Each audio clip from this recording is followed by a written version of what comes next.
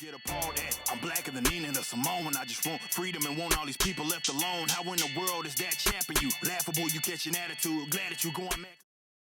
Welcome to 3 Count Commentaries. I have to gather my thoughts, man. NXT was something else.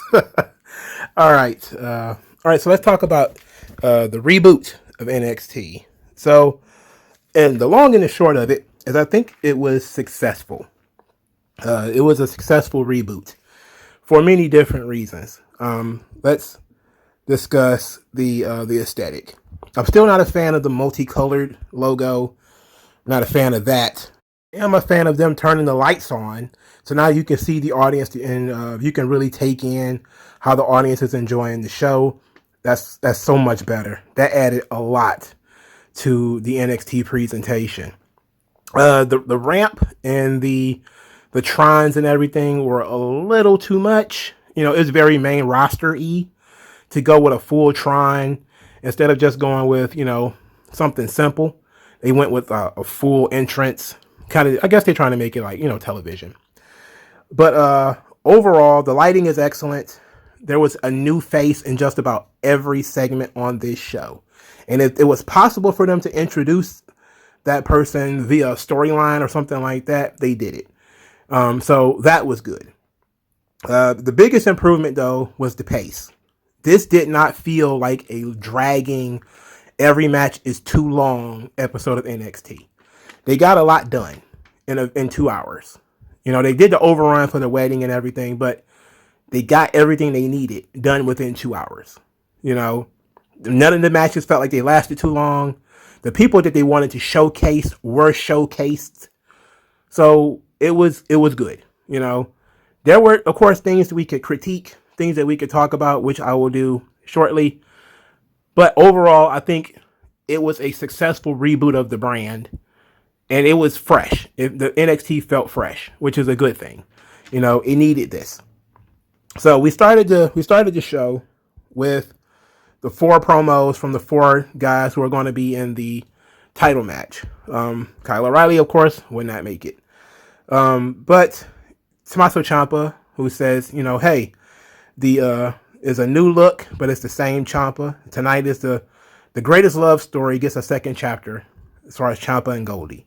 Dunn says, tonight is the night I'm going to prove I'm the baddest man in NXT. And Kyle O'Reilly said this is what we all strive for. And I am 1 win away from achieving the best moment of his life. LA Knight talked about Samoa Joe, got scared, dropped the title because he knew he was going to be staring into his eyes as he won the Fatal 4-Way, but the other 3 losers are stuck. And then we get Braun Breaker, which is an awful name. It is an absolutely awful name. I was told his name was Rex Steiner, but I guess we're going to build to that point. I guess he's going to have to go through a Braun Breaker stage. That's going to be like his pupil stage, and then they're going to transfer at some point to the name Rex Steiner. But as it goes right now, his name is Braun Breaker. He's wearing a multicolored singlet, similar to his father in the Steiner brothers. So he, you know, he's very happy-go-lucky. He introduces himself to LA Knight and says he wants to prove himself. LA Knight takes him up on the offer because why not? He just wanted to warm up. And Braun Breaker goes in there and shows his ass. He wrestles a very 1980s, early 90s wrestling match.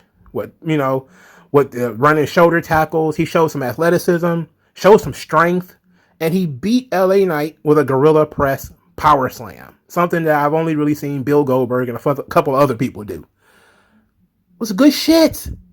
Like, sure, I can be pissy because LA Knight was in the main event later. But no. This is, you want to showcase new talent. This is what NXT is for. So, okay, especially since I think LA Knight is leaving anyway, because he took the pinfall in the Fatal 4-Way too, so I think he's out. But this was good. You know, it was a good showcase for Braun Breaker. Oh, what an awful, that name was awful. It's an awful name, God.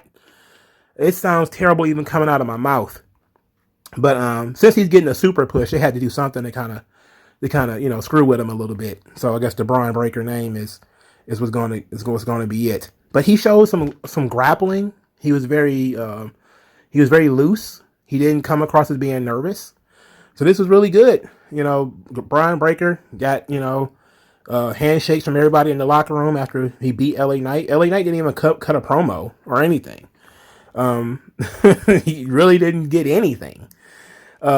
Pete Dunne and Ridge Holland jumped Kyle O'Reilly in the locker room, beat him up, and which is typical heel stuff. It makes sense.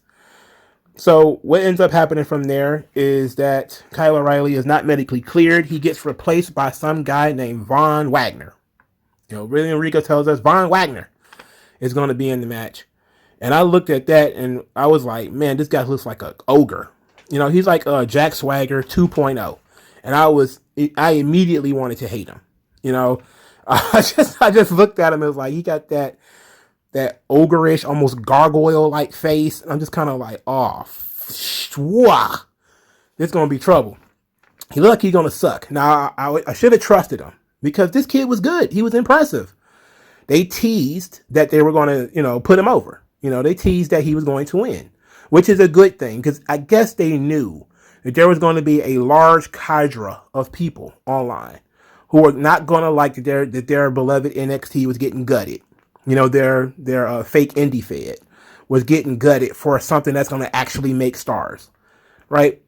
Which is the purpose of NXT and always has been the purpose of NXT, was to make stars.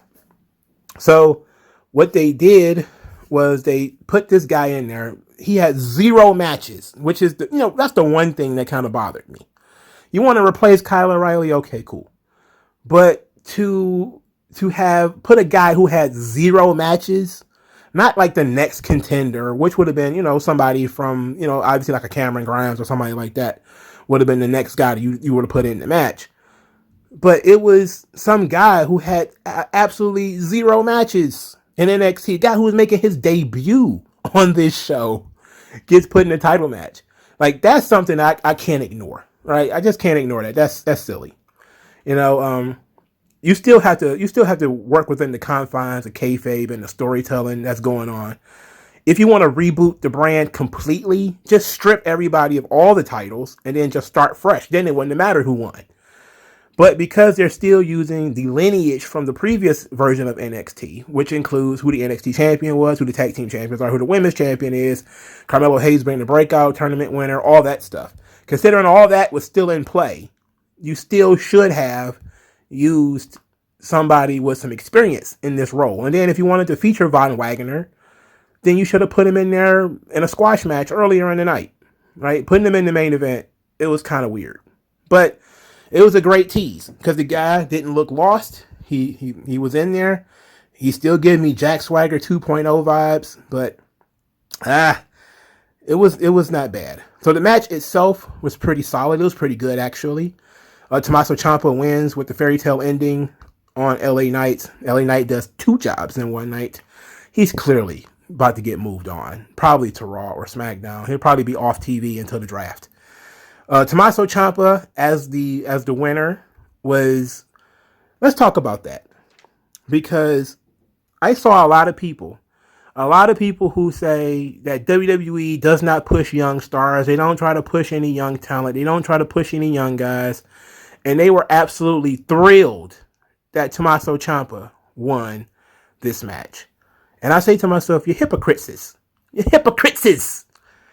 Look, I'm glad that the young guy didn't win too, because it wouldn't have made any sense, to put a young guy in the match. And I mean, could you make the match? Could you make wrestling look more fake? And you put a guy in there who, 2 weeks ago, we didn't even know who he was. And now all of a sudden, he's the champion. That just doesn't make much sense. Even though it is a developmental territory, again, you have to work within the confines of kayfabe. Why would he even be a contender when he's debuting? Right? So that's something that to consider. But I didn't think Ciampa would get the nod, mainly because I thought that he was a remnant of that old NXT. I think I said that in my video about NXT, about Samoa Joe's injury and everything. And I think that's what they wanted. I think they wanted a flag bearer for the brand, and they needed a final boss kind of character in this brand. That's the taskmaster for all of the young guys. All the developmental territories. I mean, I know the videos will not be coming out for like months, for like weeks rather. For those of you who've been wondering, the developmental videos will come out every Sunday. But every developmental territory usually has a mixture of old talent and new talent, right? So you need to have some people there who can work and have more experience than the young guys to help them along, to bump for them, to teach them how to bump, how to call matches without getting busted, how not to botch, or how not to kill yourself, right? That's the point of having experienced talent in there. The problem with NXT is they had more experienced talent being featured than actual recruits that they were picking up and bringing onto the brand themselves. That was the reboot of NXT. They got rid of all of the people that they didn't need, all of the extra, extra old heads. They got rid of all of those guys. They're kind of moving some of them along. They're moving them to different brands, or they're going to do something else with them. And they're trying to focus on dealing this developmental league. So I get that. That's why the Tommaso Ciampa thing makes sense to me. Pete Dunne probably could have been that, but he's not much older than these guys. Pete Dunne is like 30, right? Like some of these guys, like I think the youngest guy I've seen on this show was like 20. A 10-year difference. It's big, but it's if we assume everybody's in that same age bracket, Pete Dunne is not much older than they are. So Tommaso Ciampa having more experience and was the best choice, because especially since we ascended LA Knight on. But my question is, why did they take out Kyle O'Reilly? And why was it Kyle O'Reilly that they decided to take out? They could have took out LA Knight. If you're going to have him lose anyway, you could have said LA Knight lost his championship opportunity because he got beat by a rookie. So he's not fit to be the NXT champion, and he's going to be replaced.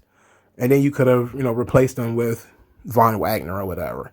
So I'm really questioning, why did they take out Kyle O'Reilly? Like, what was it about Kyle O'Reilly that they didn't like? But I'm guessing they took out Kyle O'Reilly so they could have the feud between O'Reilly and Dunn, and have that as something, in debate for the future, which is fine. They've had matches already, but it's fine. It's okay. But overall, the title match situation was good. Tommaso Ciampa was a great decision. It was right to pick him. I have no problems with that. And he's going to be a pretty good trainer for these guys. It ought to be good, The show ends with Bronson Breakker meeting Tommaso Ciampa as they shake hands and breathe at each other like Snitsky and Heidenreich. It's just... but I see already that Tommaso Ciampa, what his character is, he's so obsessed with the title that they're probably going to be turning him heel soon. And he's going to, constantly be looking over his shoulder at this Bronson Breakker and all these young guys who are not on NXT. And Tommaso Ciampa is the old guard. And I think maybe we're going to see ourselves morph into that old guard versus young guys kind of deal. Hopefully it's not corny like the New Breed and, old school ECW or the Millionaires Club and the young, what was it called? The New Blood or whatever. Hopefully they didn't get corny like that. Hopefully it's fun. There's still enough veterans on the roster to make it work. And then you can always bring some more in. So it worked. The title picture works at least. So the second match on the show, Imperium defeated Josh Briggs and Brooks Jensen. So Brooks Jensen is 20 years old, and Josh Briggs, of course, is from one of the last remaining guys from Evolve. So Imperium wins with a butterfly suplex off the top rope. Josh Briggs and Brooks Jensen, I'm guessing they're trying to do almost like a Blackjacks kind of cowboy tag team with these guys. They have almost no defined muscle in their body. But, like I said, Jensen is pretty young. I don't know how old Briggs is, but he's not that old. I think he might be 28 or 29 or something like that. Maybe if they grew their hair in or something like that, it would make more sense. But, these are young guys. Give them an opportunity to they got an opportunity to go in there and work against Imperium. Took the loss, but, It was okay. Then we got a Hit Row promo as they put over B-Fab, put over her training and how she, even though she ain't been wrestling, she still do this. And then B-Fab went in there and laid an egg. She was not good. Did you see her kicks? I didn't know what the hell that was. Like, her leg was just going back and like, boop. I was just like, what on earth? And her opponent was Katrina Cortez, who is the thick luchadora, who has been in WWE at least 4 or 5 years. I think both of them have been in WWE 4 or 5 years. Katrina Cortez was on Raw 2 years ago. You might not remember that because she's the only luchadora in WWE. I remembered because she's been the only one, the only woman has ever worn a mask in WWE has been Katrina Cortez, as far as I know, as far as I can remember. And she was on Raw 2 years ago as a tag team partner to like Sin Cara. I think he was feuding with Andrade at the time or something like that. And she is now doing jobs on NXT. I was like, she's still there? Was she injured? I can't believe she's still there. But she got zero offense in this match. And B-Fab wins with a rude awakening, a neck breaker. But this match was not good. And B-Fab was not good. She was not good. No. She was not good. She was the shits. So after the match, she talked about, how she do this. And she used this, all in the Kool-Aid and don't know the flavor. I ain't heard that since at least 91. I ain't heard that one in a long time. So then Elektra Lopez, or as I refer to call her, where in the world is Carmen Sandiego? She shows up and she speaks Spanglish and says since she didn't learn the last time, she got another lesson, but this time I'm not going to teach you with a pipe. So her and B-Fab go back and forth, to which they kind of agreed to have a match at an undefined time in the future. They let the women kind of lead this whole thing. Escobar didn't have much to say. Swerve, outside of putting B-Fab over, he didn't really have much to say either. So they kind of pushed the women front and center on this one to continue the feud, which is good because the women are unknown entities. Such as, Elektra Lopez, she looks okay. She has a decent look.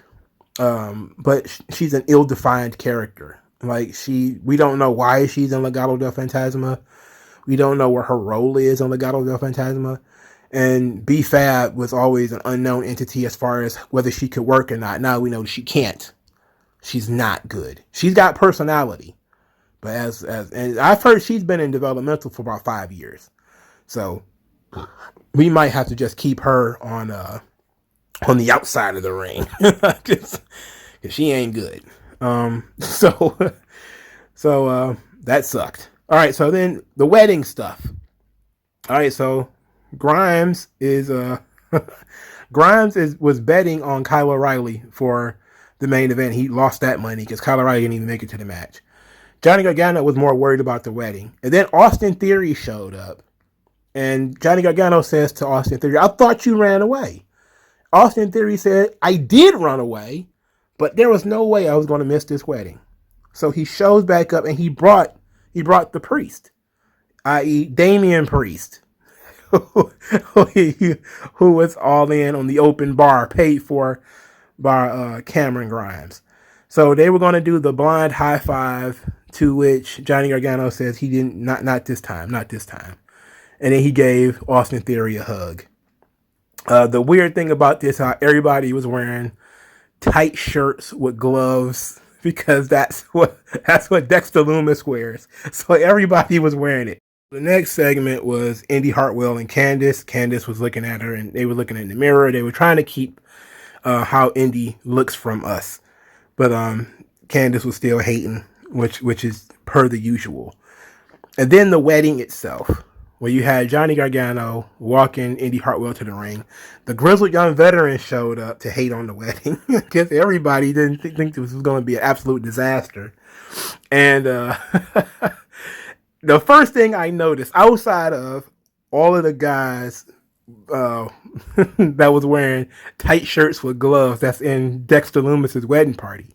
Outside of all of them is Ikemen Jiro, who is out there in his wrestling gear and his wrestling jacket, and it's all very loud. He sticks out like a sore thumb. He is like the only one that is like in wrestling gear. So it's ridiculous right off the jump. At least everybody else dressed up. Io Shirai was there. Kushida went and changed clothes and came back dressed for the wedding.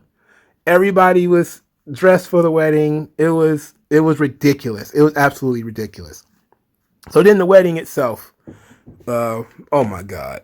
First we learned that his name is Dexter Gaylord Loomis. I don't know why they came up with that name. And Indy Ophelia Hartwell, which is ridiculous. Then they have to ask, where's the ring? To which Austin Theory says, we're in the ring. and then Ikemen Jiro gets up and he's got the ring in his jacket, but he's just standing there with his jacket open like, yeah. It's like, what is going on? Like, this is, it's so stupid.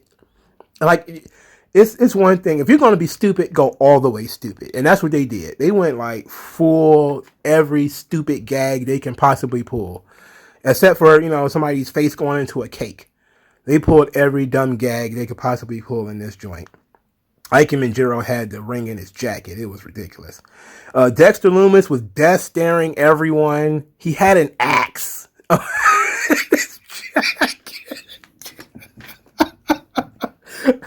Wait a minute. The funniest thing is when Jiro had the jacket open, how Loomis was staring at him. That shit was so fun. Loomis, you gotta give this guy credit. Even if you hate his character, you hate how he works, even if you hate all of this, you gotta give the guy credit because he does not break character. He does not smile. He does not smirk. He does not chuckle. He does not do anything. And he looks super intense all the time. And he wanted to make sure this wedding went off without a hitch. So he was staring a hole in Jiro, as Jiro was being silly during the wedding.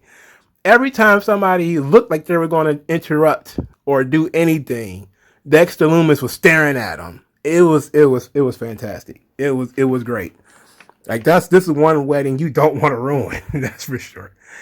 So Indy reads her vows and she says, many see you as a creep. I see you as my teddy bear.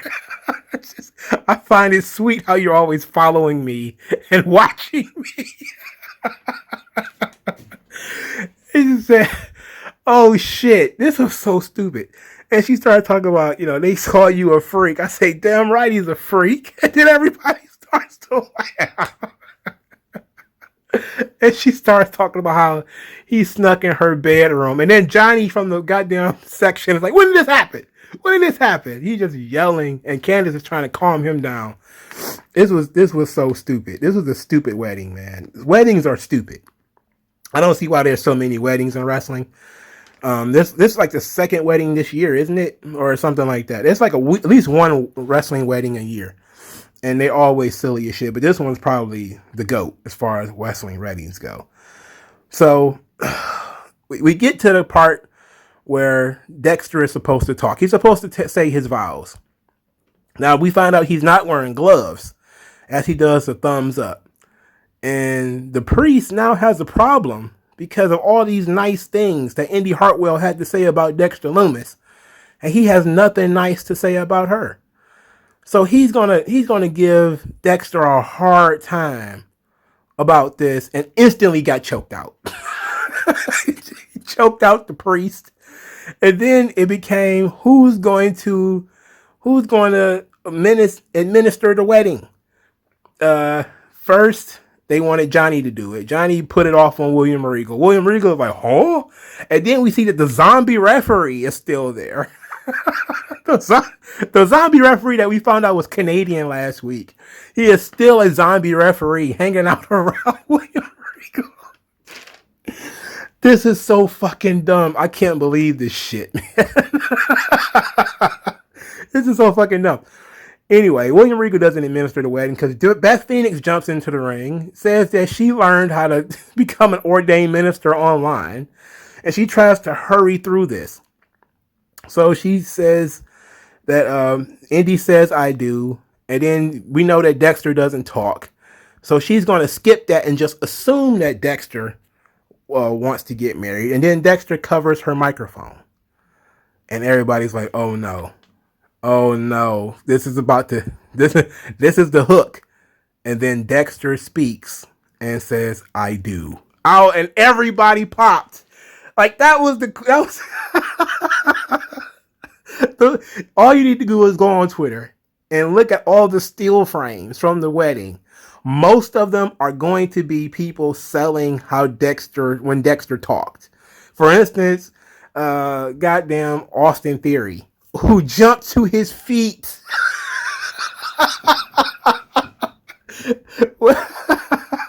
They sold the shit out of Dexter finally talking. Because people, to be quite honest, I thought that was going to be the deal breaker. As I went into the wedding, I was like, okay, they're going to get to the part where Dexter has to talk. He has to say, I do. And he's not going to speak. So it's just going to be, Dexter, do you love me, Dexter?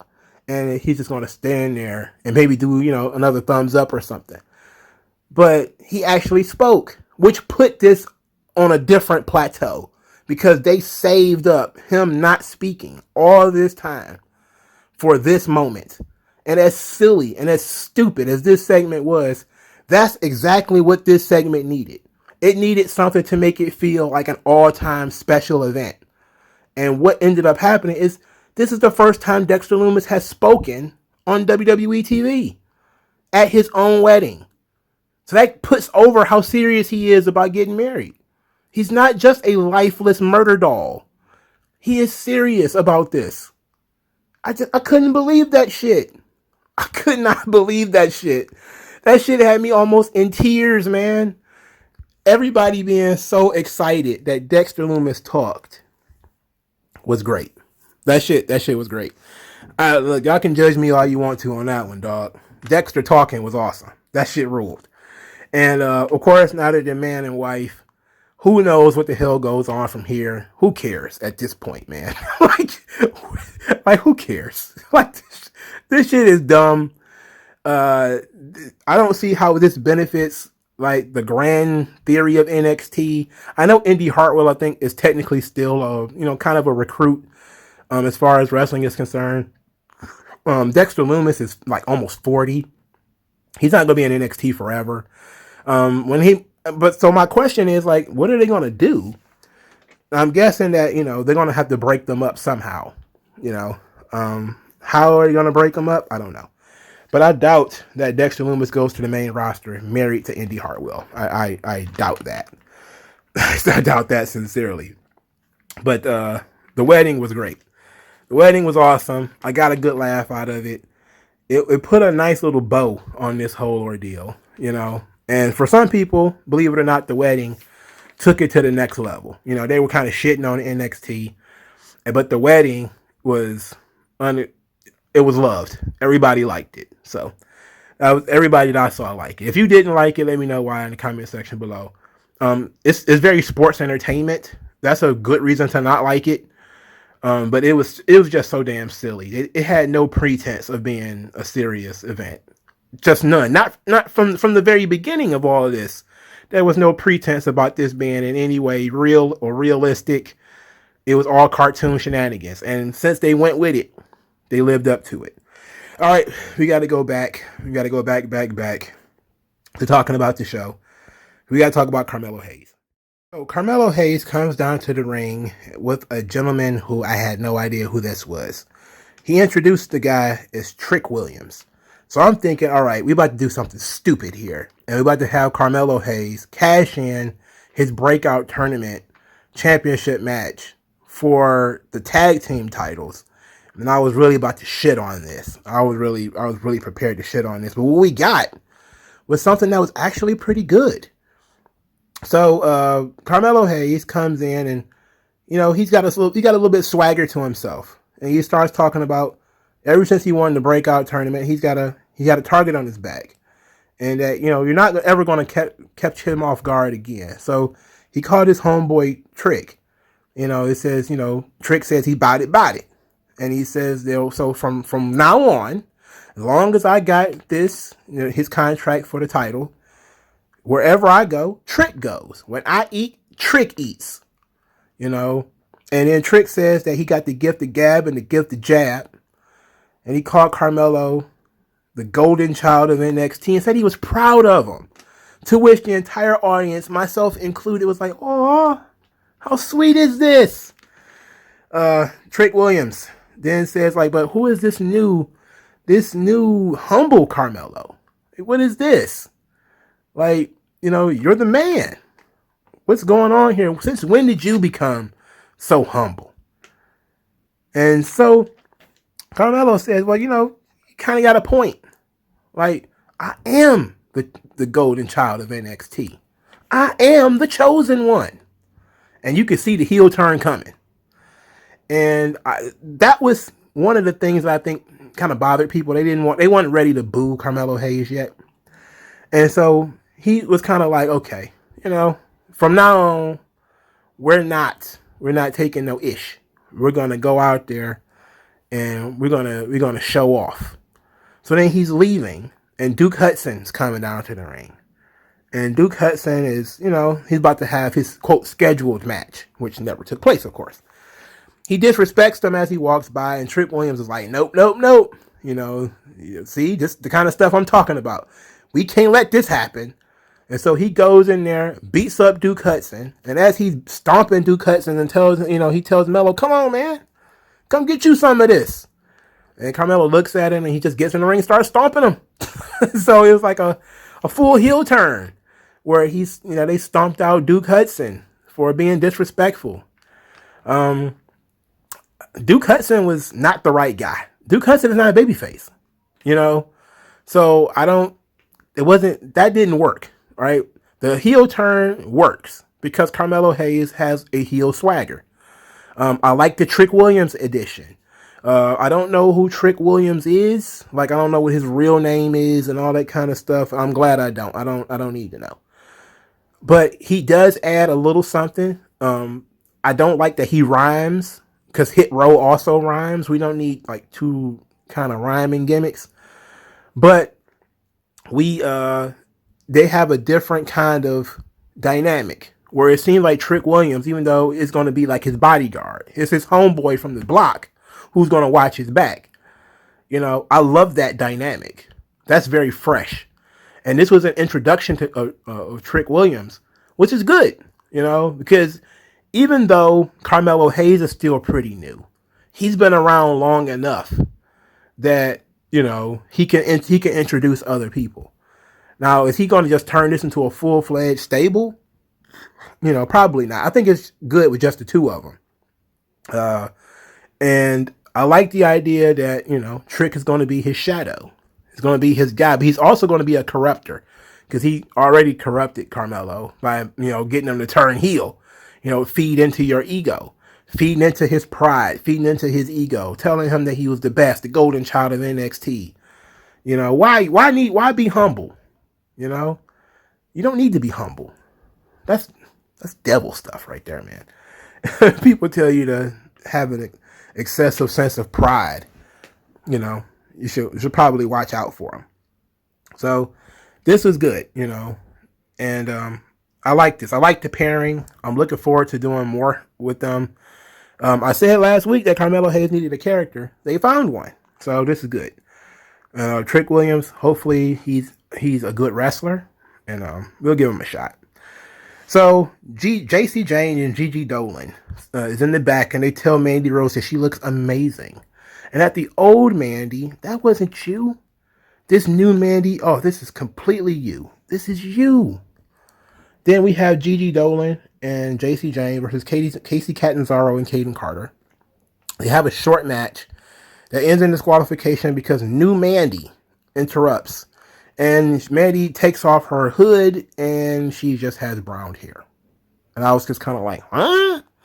Like, we went through the whole Sheamus mask thing, that her face was busted. So I'm thinking, I don't know if you guys ever saw, well, obviously you've probably seen Batman, right? When the Joker first sees his own face and he's got the permanent smile and how that made him crazy. But there's also another movie, which I think is an even deeper cut. It's Punisher Warzone. When, oh God, what was the name of the villain in Punisher Warzone? His name was Jigsaw. But he was a narcissistic gangster who loved the look of his own face. And the Punisher kind of ground his face up in glass. And he, has to now live with his face in like a jigsaw, shape, all scarred up and stitched together. Like, that's excellent stuff. I thought that's what they were going to do. I was like, oh man, Mandy's going to come out here looking like Luna Vachon. Like, she's going to have like thunderbolts all over her face or something like that. Even if it was just paint, it would look something that would look different. All she did was go from looking like young Trish Stratus to looking like middle-aged Trish Stratus. Like, this wasn't much of a change. Now, that was the outside. The actual, when the match continued as a 6-woman tag, as Mandy, Gigi, and JC versus Caden, Casey, and Saray, who came down to help them as they were getting beaten up. We saw that Mandy Rose was actually different. Like, as far as her match quality and match style was different. She bumped better. She seemed a lot more smooth in her offense. She was a lot more aggressive. A lot more aggressive. And she felt like a veteran. Like, when you look at Mandy Rose in the past, she's like a baby duck in the ring. It is an absolute shame. Now, I know this was a 6-woman tag, but she was noticeably better. And she was, she's wearing Daisy Dukes, which, of course, thumbs up. But she was noticeably better this time. I don't know how this is going to translate into singles matches, but I think that her style and her change is interesting. And she seems to be fitting in nicely in NXT, even though she's supposed to be, I think, the veteran in this group. But she seems to fit in pretty well. Of course, it was very dramatic just for a hair change. And what happened to her nose? I thought her nose was broken. She was wearing a Sheamus mask last week. We just dropped that. I was like, whatever. I know a lot of people expected, a dashing Cody Rhodes kind of situation where she would be perfectly fine, but she'd be like physically scarred. It would have been a perfect thing to do with her because Mandy's character is very, in some ways all about her looks. But, just coloring her hair brown was not good. That wasn't good enough. Not for the segment that they did. You could have just had Mandy come out there with brown hair, and that probably would have surprised a lot more people. But teasing it as if it was going to be some huge change is what kind of fell flat with me. But she ends up beating, I think, Kaden Carter with a pump knee. I do like that she's more aggressive now, and Gigi Dolan is nasty. I'm talking like eye gouging and, ripping at the face and that kind of stuff.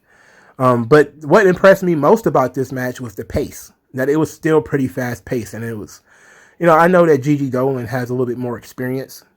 She's one of those indie talents that's still around. JC Jane was from Evolve. I still don't remember. I don't remember what her name was. and Mandy Rose is a veteran.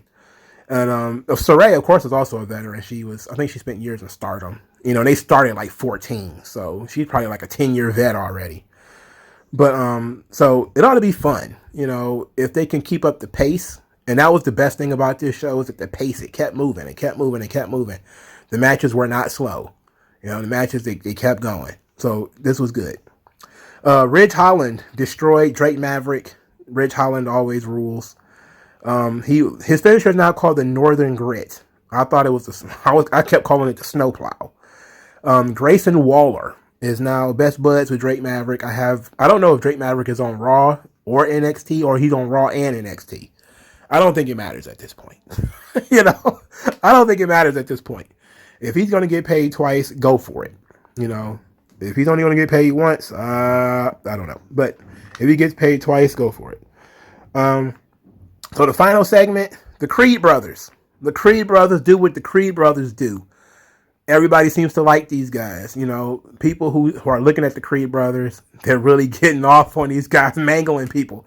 And I know I'm one of them.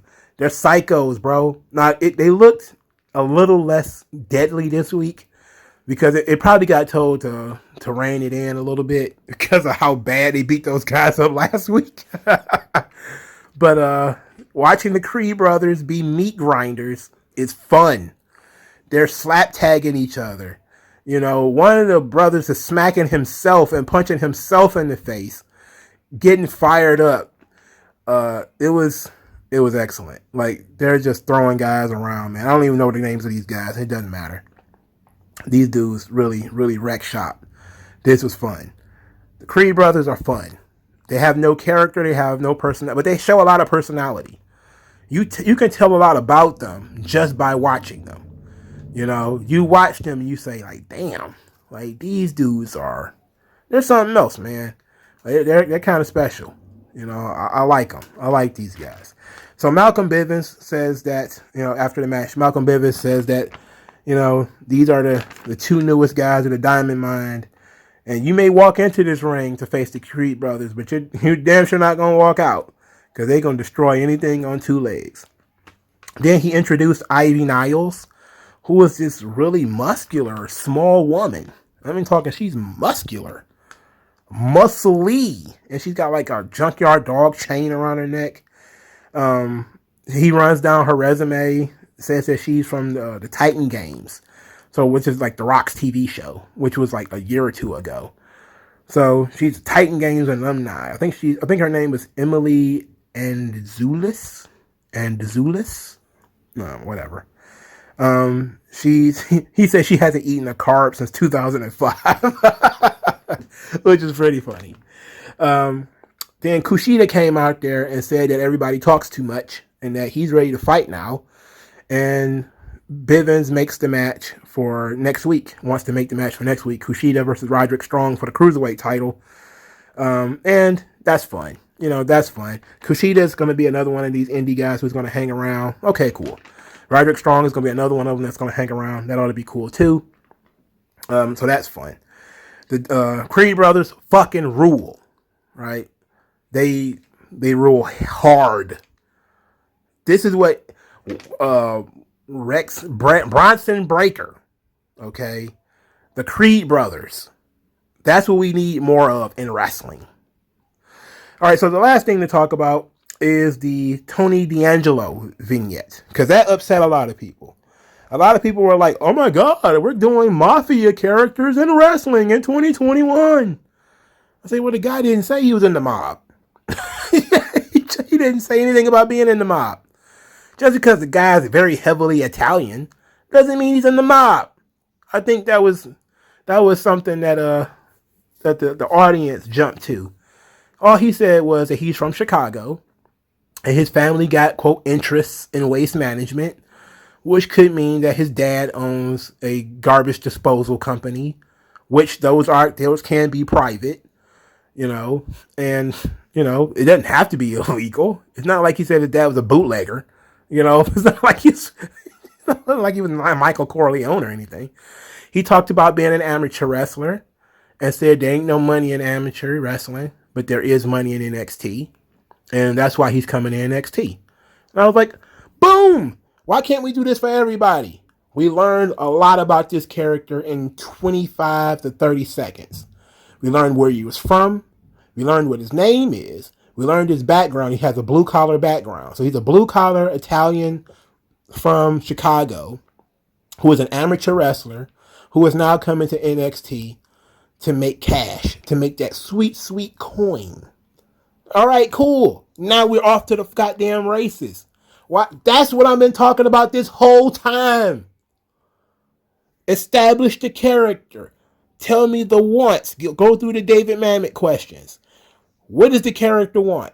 The character wants money. He wants success. Okay? That's his number one A1 goal. What is his obstacles? Well, he's got to go through NXT. Right? He went through the college ranks already, was successful there, but it was no money in it. Now he wants to have this. You know, why now? Because, you know, he's no longer in college anymore. You know? So we've answered at least most of the mammoth questions I can think of off the top of my head. So we nailed it. In the first 30 seconds, we learned a lot about this character. We know more about this character than we do about any of the other characters they debuted on this show. And that was the only weakness of debuting all of the other characters in this show. With Trick Williams, they introduced him. They answered the David Mamet questions. What is his goal? To watch Carmelo Hayes back. You know, obstacles are going to be whoever tries to bother Carmelo Hayes. You know, what happens if it doesn't work out? Then Carmelo doesn't get what he wants, which is, the guaranteed championship match. And since Trick Williams is hanging out with Carmelo, it's in his best interest to make sure Carmelo gets what he wants. And why now? Why now? Because Carmelo just now calling him. That's the story. That's the drama. That tells you how these characters relate to one another, what this character's role in the company is. My God.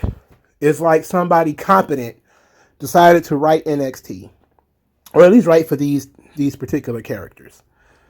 So it was successful as far as I'm concerned. A lot of people who wanted NXT to be their WWE funded indie fed are not gonna like this.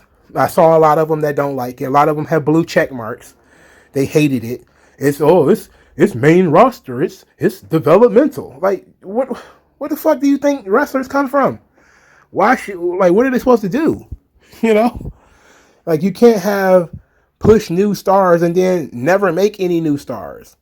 You can't have, grow the business, but keep signing and bringing in all the same indie talents as everybody else. It doesn't work that way. They're trying to build people to make money. And they've got a couple of them who look like they could do it. I'm all in. I'm all on it. NXT was successful. It might not be great every week because, I think they put a lot of extra effort into this particular show because it was kind of like a season premiere. So there's not going to be wedding every week for us to laugh at. Not going to be, a surprise every week where, you don't know who's going to pop up. Eventually these characters are going to become pretty normal. But it's going to be an opportunity to watch some young guys grow and become stars. And I think we see one already with Rex Steiner. Or Braun Breaker, for Christ's sake. In any event, thank you guys for listening. Let me know what you guys thought of NXT 2.0, which is really NXT 3.0, in the comment section below. Like this video, share this video, subscribe to the channel, donate to the channel. We'll talk to you guys later.